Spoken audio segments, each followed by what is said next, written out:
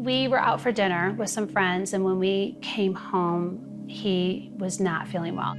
The night of July 17, 2010, Jacob and Kelly Bunema's 10-year-old son, Boone, began having severe abdominal pain.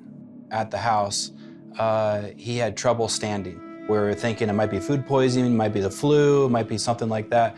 But when he had trouble standing, I thought this might be more severe. So I knew it at that point that it was time to get to Children's Medical. They were willing to call the ambulance to move him down there. We just got in the car and we headed. We could get there faster than the ambulance could get there. And then right away they realized, let's take him right in. He needs to get his appendix out right away. Boone's appendix had ruptured and he was rushed to surgery to remove it. All indications were it had gone well, but later, complications arose. His vital signs were not improving. And when they're not improving, you get concerned, which was extremely emotional, and it causes you to think, where are we? What is going on? This feels more serious than what I thought it was. When they realized that infection from the appendix was spreading, doctors performed a second surgery on Boone.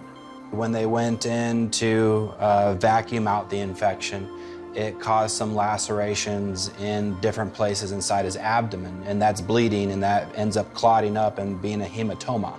The hematoma that they're most concerned about was literally the size of a can of Coke, and that was in a position that it obstructed his colon. After a number of days of not seeing him improve, they came in and made the recommendation that they go back in and do a blood transfusion, because they felt like the infection was not only inside cavities all around his abdomen, but also in his blood. The blood transfusion was done, but Boone was still not improving. You start seeing specialists come in to try to figure out cocktails of antibiotics. There were 3 surgical interventions. They just couldn't quite get ahead of the infection, and it was very aggressive. The doctors came out and said, Mr. Bunema, we cannot go back in again. This is our final opportunity to help Boone. He has to beat it this time. And when a doctor says something like that, it's what you hear, but it's also the unsaid. We're no longer in the land of the normal with a burst appendix, but we're actually in a situation where we're watching our son fight for his life, and doctors saying that there's nothing else that we can do. And that is a very solemn reality. I think at that point in time, it really hit. I think as a parent at that moment, you really had to give it to God. The Bunemas then began asking their friends and community to pray. I knew and could feel that people were praying for me all, around the country, basically. In that moment, you just say, God, is this truly your story that you're writing? Because I don't want to lose my son. I love him. And you say, God, I submit, he's yours, he's not mine. If it be your will, we want to finish raising him. Please let us have that opportunity. If you take him, we understand he's yours. That is a really quiet conversation between a father and a heavenly father. Boone was on morphine for the pain and went in and out of consciousness for several days as his parents continued to pray. The grace of God was definitely heavy. I think God gives you that strength when you don't have it in yourself. It's not a human strength.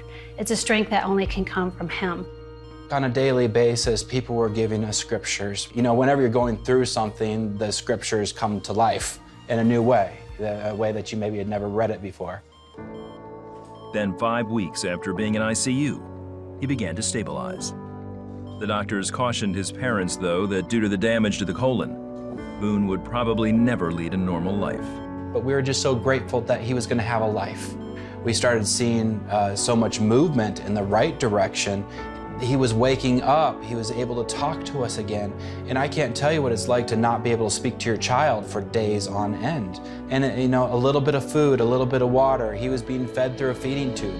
At 10 years old, when you lose 40 pounds, you don't have 40 pounds to lose. It took nearly a year, but Boone went on to make a full recovery. 8 years later, Boone is a healthy, active young man, showing no evidence of the trauma he went through. One of my favorite verses is out of Isaiah, and it's, "Do not fear, for I am with you, and do not be dismayed, for I am your God." God is there with you, even though it doesn't seem like it at the moment.